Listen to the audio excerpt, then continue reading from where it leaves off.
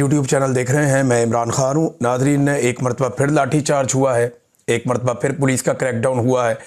Adiala jail के बाहर काफ़ी तशद्दुद हुआ, बहुत सारी गिरफ्तारियाँ भी हुई और फिर ज़बरदस्ती क्रैकडाउन करके धरना ख़त्म करवा दिया गया। इमरान खान साहब की बहनें एक मरतबा फिर वहाँ गई थी अडियाला जेल के बाहर कि मुलाकात करनी है उन्होंने अपने भाई से।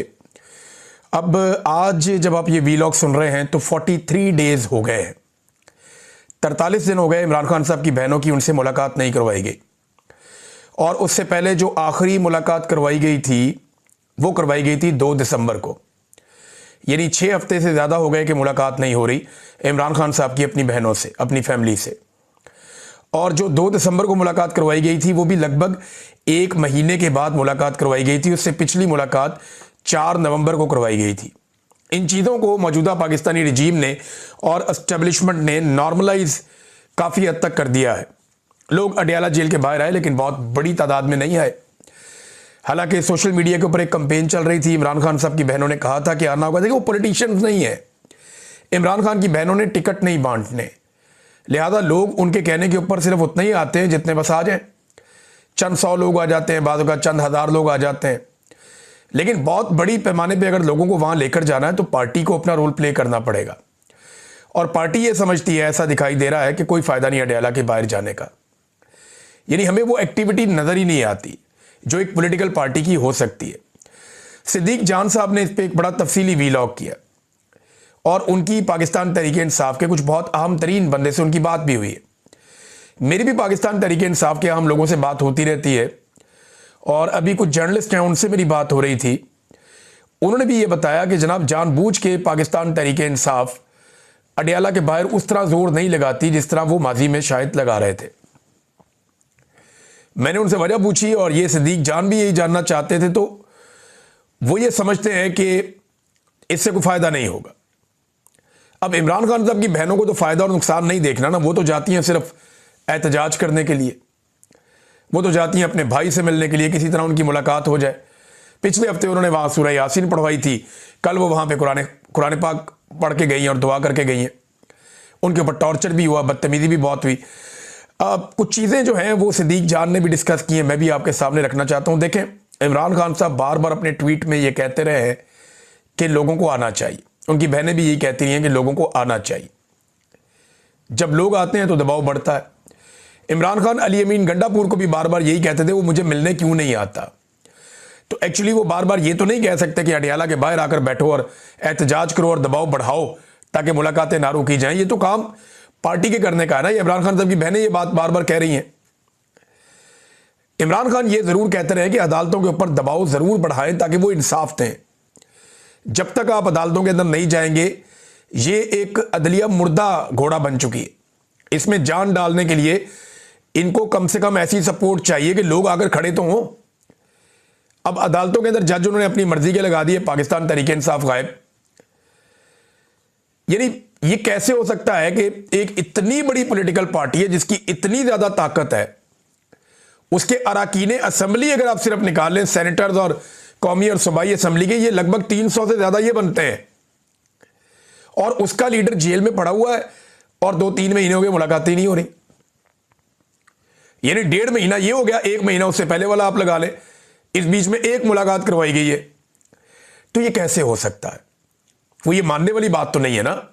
इतनी बड़ी पॉलिटिकल पार्टी हो और ये, यानी अदालत के अंदर इनका केस ही नहीं लगता। 3 महीने हो गए हैं अलकादर यूनिवर्सिटी वाले केस में, इन्होंने दोबारा कभी परसू ही नहीं किया उसको।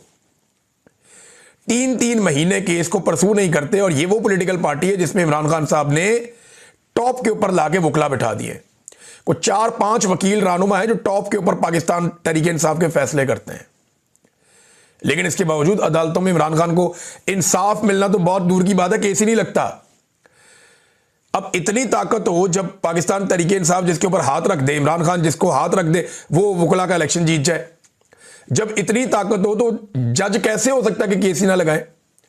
अगर ये वकला जाके अदालतों के अंदर बैठ जाएं और ये वहां घंटों बैठे रहें और सैकड़ों की तादाद में बैठे रहें तो ये सिस्टम चलना बंद हो जाएगा। वकील जब चाहे केस लगवा सकते हैं, लेकिन ये काम ही नहीं हो रहा। अदालतों में दबाव क्यों नहीं डाला जाता, इसके बारे में पाकिस्तान तहरीक-ए-इंसाफ के लोग भी कहते हैं और सिद्दीक जान ने भी अपने वीलॉग में कहा और बात ठीक लगती है। कि पाकिस्तान तहरीक इंसाफ के जो रहनुमा है इस वक्त, उनमें बहुत सारे वकील हैं और उनके अपने प्राइवेट केसेस हैं जो करोड़ों रुपए मालियत के हैं, और वो इन्हीं अदालतों में इन्हीं जजों के सामने लगे हुए हैं। वो नहीं चाहते कि उनके इन जजों के साथ ताल्लुकात खराब हों या उनके अदलिया के साथ ताल्लुकात खराब हों, लिहाजा वो इस मामले पे इस हद तक कंप्रोमाइज कर लेते हैं कि अदालत पे ज्यादा दबाव नहीं डालना। लेकिन एक सिनेरियो उन्होंने सामने रखा। आप फर्ज कीजिए पाकिस्तान तहरीक इंसाफ के 300-350 MNAs, MPAs और सेनेटर्स ये जाकर बैठ जाते हैं इस्लामाबाद हाई कोर्ट में, इमरान खान का केस लगाओ, मुलाकात क्यों नहीं हो रही? तो क्या इनको घसीट के बाहर निकालेंगे? जब घसीट के बाहर निकालेंगे सारी दुनिया देखेगी ये MP है, ये MNA, ये सेनेटर है, मार पड़ रही है, ये वजीर है, ये साबिक वजीर है, इनको मार पड़ रही है, इन्हें घसीट के निकाल रहे हैं। इसके ऊपर मुकदमा कौन सा हो सकता है? ये वहां कोई दहशतगर्दी तो करने जा नहीं रहे, हथियार लेके तो जा नहीं रहे। अरकान असेंबली है, उनका इस्तेहकाक है, वो जाके वहां बैठ सकते हैं। वो चले जाएं अदालत में, जाकर कहें जनाब के हमें इंसाफ नहीं मिल रहा, हमारे लीडर से मुलाकात ही नहीं होने दी जा रही, मुलाकात करवाएं। 300-350 बंदा, पूरी दुनिया का मीडिया आ जाएगा, इंटरनेशनल मीडिया आ जाएगा। जब आपको वहां से घसीट के निकालेंगे तो सारी दुनिया देखेगी कि जनाब रात के वक्त यहां से MNAs को और सेनेटर्स को घसीट के निकाला जा रहा है, सुबह फिर कपड़े चेंज करें फिर आके बैठ जाएं। इमरान खान से कैसे मुलाकात नहीं होगी? या अडियाला के बाहर अगर बहुत बड़ी तादाद में, हजारों की तादाद में लोग चले जाएं तो ये दावा करते हैं कुछ लोग कि फिर मुलाकात नहीं रोकी जा सकती, फिर आपको मिलवाना पड़ेगा। लेकिन यहां पे वैसी कोशिश नहीं होती। सिद्दीक जान ने बात ठीक की है, वो बात गलत नहीं है। पाकिस्तान तहरीक इंसाफ के लोग ये बात काफ़ी अरसे से आहिस्ता आहिस्ता कर भी रहे हैं, लेकिन ऐसा लगता है कि सिस्टम का हिस्सा बन गए हैं वो लोग जो इमरान खान साहब का नाम इस्तेमाल करके कोई MNA बन गया, कोई MPA बन गया, कोई सेनेटर बन गया, कोई वजीर बन गया, किसी को कोई कमेटी मिल गई, किसी को कायमा कमेटी मिल गई, को कहीं पे बैठ गया, तो सबकी मौज लगी हुई है। ये बहुत अजीब बात है कि जिस आदमी का नाम लेकर आपको वोट पड़ा, जिसके नाम पे आपने अगला इलेक्शन भी लड़ना है, उसकी मुलाकातें बंद हैं, 2.5 महीने हो गए और आपने कुछ भी नहीं किया, आप बिल्कुल रिलैक्स हैं, तो इससे तो कोई फर्क नहीं पड़ेगा। सबको इकट्ठे होकर काम करना पड़ेगा, वरना फिर ये फारिग है, फिर ये जैसे चल रहा है वैसे ही चलता रहेगा। जजेस की भी मौजें हैं, वकला की भी मौजें हैं, सबकी मौजें हैं। सदीक जान का वीलॉग आप लोग गौर से सुनिएगा, जरूर आपको समझ आएगी कि उसने गलत बात नहीं की है। बेशक खैबर पख्तूनख्वा का नया वजीर आला अपने चंद साथियों के साथ मिलकर जोर लगा रहा है, लेकिन ये चंद लोग हैं। पाकिस्तान तहरीक इंसाफ के बहुत सारे लोग अपने अपने इलाकों में कोशिश करते हैं, लेकिन इमरान खान की मुलाकात, क्योंकि इनको इमरान खान साहब ने तो बताना है क्या करना क्या है, और ये खालिसतन सियासी मामला है, एहतजाज करने से हल हो जाएगा। सियासी मामले को आप एहतजाज से हल करते हैं, ये कानूनी मामला नहीं है जो आपने जाके कानूनी जंग लड़नी है। ये कोई ऐसा इंतजामी मामला नहीं है कि आपने जाके इंतजामिया से एक दरखास्त लिख के दे देनी है, नहीं, ये एक सियासी मामला है। राना सनाउल्लाह का स्टेटमेंट इसकी गवाही दे रहा है। राना सनाउल्लाह साहब ने एक टीवी चैनल पे अलीना शिगरी साहिबा से गालिबन वो बात कर रहे थे, उन्होंने एतराफ़ कर लिया कि इमरान खान से मुलाकात ना होने की वजह कानूनी या इंतजामिया नहीं, सियासी वजह है। यानी उन्होंने कहा यकीन दहानी करवाएं कि इमरान खान साहब से मुलाकात के बाद 8 फरवरी को हड़ताल या एहतजाज या ये चीज़ें नहीं होंगी तो हम सुबह ही मुलाकात करवा देते हैं। तो इसका क्या मतलब है कि ये एक सियासी मामला है, ये कोई इंतजामी या कोई दूसरा मामला नहीं है। ह्यूमन राइट्स ने नाज़रीन इसके ऊपर बड़ी मजम्मत की है, इस इशू के ऊपर। Human rights council of Pakistan Adiala jail के बाहर पुरअमन सियासी कारकुनान पर पुलिस के तशद्दुद, ताकत के गैर कानूनी इस्तेमाल और मनमानी गिरफ्तारियों की शदीद मजम्मत करती है। पुरअमन एहतजाज और आज़ादी इज़हार राय पाकिस्तान के आइन में तस्लीम शुदा बुनियादी हुकूक हैं, जिन्हें दबाना जमहूरी उसूलों, शहरी आज़ादियों और कानून की हुक्मरानी की सरी खिलाफ वर्जी है। इख्तिलाफ राय किसी भी जमहूरी मुआशरे की बुनियाद होता है और उसे ताकत के जरिए खामोश करवाना रियासती जबर के मुतरादिफ है। मुतालबा करते हैं कि तमाम गिरफ्तार पुरअमन सियासी कारकुनान को रिहा किया जाए और बिला मशरूत रिहा किया जाए। पुलिस के गैर ज़रूरी तशद्दुद की शफाफ और गैर जानबदार तहकीकात कराई जाएँ और ज़िम्मेदार एहलकारों को कानून के मुताबिक जवाब दें। इनको तो शाबाशें मिलनी है, इनको तो मेडल मिलने हैं, इनको तो जनाब तरक्कियाँ मिलनी हैं, क्योंकि ये मिलिट्री एस्टेब्लिशमेंट के कहने के ऊपर वो गंद मार रहे हैं जो मिलिट्री एस्टेब्लिशमेंट खुद सामने आकर नहीं मार सकती। उनके गंदे कपड़े यही तो धोते हैं बेचारे, तो वो बेचारे क्या करेंगे। Human rights council of Pakistan कह रहे हैं जी हम इसके ऊपर नज़र रखे हुए हैं और कोई गुंजाइश नहीं है जबर की, तशद्दुद की और खौफ की कोई गुंजाइश नहीं है। कोई गुंजाइश उन्होंने बाकी नहीं छोड़ी, तो गुंजाइश कौन सी नहीं है। तो नाज़रीन ये एक एहतजाज भी था, ये रूटीन में चलता है साथ साथ। मजम्मत भी आ जाती है। लेकिन पाकिस्तान तहरीक इंसाफ को एक पूरी हिकमत अमली बनानी चाहिए। भाई ये नहीं कर सकते ना कि अडियाला के बाहर आना है, तो कम से कम इकट्ठे होकर बैठे और बैठ के फैसला करें कि 2.5 महीने हो गए आपके लीडर को कहते तन्हाई में रखा हुआ है, इसका हल क्या निकालना है और कैसे निकालना है। बैठे ना, बैठ के फैसला कर लें कि जनाब ये वो इकदाम है अब हमें करने पड़ेंगे, वरना इमरान खान साहब को कहते तन्हाई में रख के इन्होंने बिल्कुल अलग थलग कर दिया है। कोई तो इनको हिकमत अमली बनानी पड़ेगी, कोई तो बात इनको करनी पड़ेगी। ये बात ही कोई नहीं करता, इनके पास स्ट्रेटेजी कोई नहीं है, इनको कोई ना कोई हिकमत अमली देनी पड़ेगी। ऐसा लगता है ये किसी मोजज़े का इंतजार कर रहे हैं, इनके पास कोई प्लान इस वक्त है नहीं। इमरान खान ने कहा स्ट्रीट मूवमेंट करनी है, तो स्ट्रीट मूवमेंट के ऊपर देखिए पॉलिटिकल एक्टिविटी तो हो रही है, सोहेल आफरीदी ने भी की है। लेकिन मैं आपको सीरियसली बता रहा हूं, मैं आपको बार बार बता रहा हूं कि ये स्ट्रीट मूवमेंट नहीं है, ये मोमेंटम गेन कर रहे हैं। स्ट्रीट मूवमेंट कोई और चीज होती है, गलियों के अंदर, मोहल्लों के अंदर, गांव के अंदर, देहातों के अंदर हर जगह मेंबर साजी चल रही होती है, लोगों को रजिस्टर्ड किया जा रहा होता है, एक एक बंदे का नाम और नंबर लिखा जा रहा होता है, सबकी ड्यूटियां लग जाती हैं कि तुमने कहां जाना है उस दिन, तुमने कहां जाना है उस दिन, तुम क्या काम कर रहे होगे, तुम किस जगह कौन सी ड्यूटी करोगे। हर बंदे को अपना अपना रोल प्ले करना पता होता है उस दिन कि उसने स्ट्रीट मूवमेंट में क्या करना है। उस तरफ मैं ग्राउंड से पता करता हूं तो अभी तक कोई एक्टिविटी नहीं हुई, जीरो एक्टिविटी है। सिर्फ यह है कि मुख्तलिफ जगहों पे जाके लोगों को उभारा जा रहा है, मुख्तलिफ जगहों पे लाके एक कंपेन खड़ी की जा रही है, तहरीक का एक मोमेंटम बनाया जा रहा है जो बहुत जरूरी है। ये गैर जरूरी काम नहीं है, ये बहुत जरूरी काम है कि ये मोमेंटम बनाया जाए। लेकिन जिसे आप कहते हैं ना स्ट्रीट मूवमेंट, वो गलियों के अंदर, मोहल्लों के अंदर, हर मकान में, हर फ्लैट में, हर जगह पे जाके आप अपना पैगाम लेकर जाते हैं, लोगों को रजिस्टर्ड करते हैं। यानी ये 50 घर हैं, इनके ऊपर ये बंदा जो है इंचार्ज है, ये बंदा नुमाइंदगी करेगा, इन 50 घरों ने कहां पे कौन सा एहतजाज करना है, इसके लिए कितने लोग निकलेंगे। ये वो डाटा कलेक्शन और चीजें होती हैं जो स्ट्रीट मूवमेंट के अंदर इंटरनेशनली की जाती हैं। और अगर पाकिस्तान में आपने ये चलानी है तो आपको इस लेवल पे नीचे ग्रास रूट के अंदर जाना पड़ेगा। और पाकिस्तान तहरीक इंसाफ के पास ये मौका भी है, पोटेंशियल भी है, नौजवानों की बहुत बड़ी तादाद है और बहुत बड़ा पोटेंशियल है पाकिस्तान तहरीक इंसाफ के पास, और मौका भी है, वो ये कर भी सकते हैं। कोई लंबा चौड़ा इसमें कोई रॉकेट साइंस नहीं है, उन्हें पता है कि क्या करना है। लेकिन अभी तक वहां पे वो वाली चीज का आगाज नहीं हुआ। हाँ, मोमेंटम वो बना रहे हैं, तहरीक का एक मोमेंटम बना रहे हैं, लेकिन स्ट्रीट मूवमेंट बिल्कुल एक अलग चीज है, वो अभी तक हमें उस तरह दिखाई नहीं दे रही। मेरा ये मानना है, मेरी नजर में स्ट्रीट मूवमेंट वो होती है जो हर गली के अंदर, आप पूरे मुल्क के अंदर जो चाहें वो आप कर सकें। और ये हो सकता है, ये 1.5-2 महीने के अंदर नौजवान पूरे पाकिस्तान में फैल के पूरी एक तहरीक की मोमेंटम, एक पूरा माहौल बना सकते हैं। और सोशल मीडिया को इसमें एक जबरदस्त टूल के तौर पे इस्तेमाल किया जा सकता है, जैसे पूरी दुनिया में होता है। बहरहाल देखते हैं क्या करते हैं। एक और तजवीज़ भी आ गई है, क्योंकि जेंसी से बहुत तंग है मौजूदा हुकूमत के लोग। वो ये सोच रहे हैं कि 25 से 30 साल उम्र कर दें वोटर्स की। ये रिपोर्ट भी हो रहा है बहुत सारी जगहों पर कि एक 28वीं आईनी तरमीम लाई जाए और जो वोट डालने वाले नौजवान हैं उनकी उम्र 18 साल की गई थी, वो 18 साल से हटा के उनको 25-30 साल पे ले जाओ कि नौजवान वोट ही नहीं डाल सकते, इनका दिमाग ही नहीं काम करता। इस किस्म की तजावीज़ आ रही है। अगर आप 30 साल भी कर दें ना, 40 साल भी कर दें, फिर भी आप नहीं इलेक्शन जीत सकते। खाली बूमर्स भी वोट डालें ना, फिर भी इलेक्शन नहीं जीत सकते। पुट्ठे लमक जाओ, जो मर्जी कर लो, ये इलेक्शन आप नहीं जीत सकते। इनको डर इस बात का कि 40-50 लाख नया वोटर आ जाता है हर साल, नया 40-50 लाख वोटर ऐड हो जाता है हर साल पाकिस्तान के अंदर, क्योंकि नए नौजवान 17 से 18 साल के हो जाते हैं हर साल। अब वो जो नया वोटर आता है ना, वो इनको बहुत तकलीफ देता है, वो इनके लिए बहुत बड़ी परेशानी बन जाता है। और ये सोचते हैं कि ये नया वोटर आ गया है, हमारे पहले काबू नहीं आ रहे, इनको कहां काबू करेंगे। 2024 के इलेक्शन में इनके लिए सबसे बड़ा चैलेंज नौजवान वोटर था। तो इन्होंने क्या किया कि नौजवान वोटरों को किसी को उधर फेंक, किसी को उधर फेंक, किसी को 50 किलोमीटर उधर, किसी को 20 किलोमीटर उधर, किसी को 30 किलोमीटर उधर, एक एक घर के एक एक बंदे को कहीं कहीं फेंक दिया।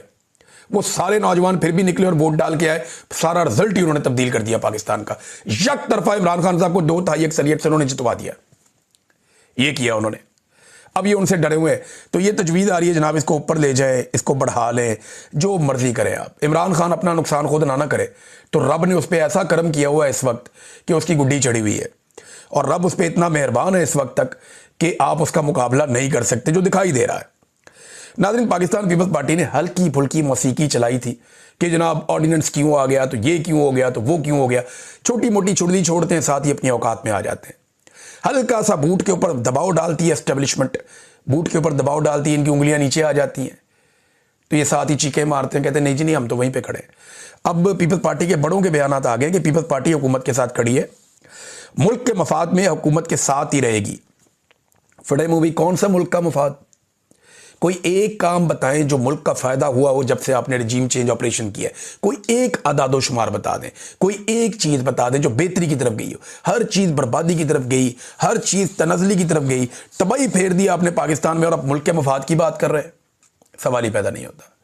नाज़रीन, ईरान के ऊपर मैंने आपसे कहा था हमें नज़र रखनी पड़ेगी, कुछ डेवलपमेंट्स हैं मैं आपके साथ शेयर कर देता हूँ। सबसे पहले कुछ जो सहाफ़ी हैं जो नॉर्मली एस्टेब्लिशमेंट की लाइन के खिलाफ नहीं जाते, सुहेल वड़ाइच हमेशा से एस्टेब्लिशमेंट की लाइन के करीब रहते हैं, जब तक कि जर्नैल मुश्किल में ना आए ये उसको कभी मुश्किल में नहीं डालते, बल्कि अपने आप को मुश्किल में नहीं डालते। नजम सेठी साहब हैं, इन्होंने भी कहा कि ईरान में अगर रजीम तब्दील होता है तो इससे पाकिस्तान को फ़ायदा होगा।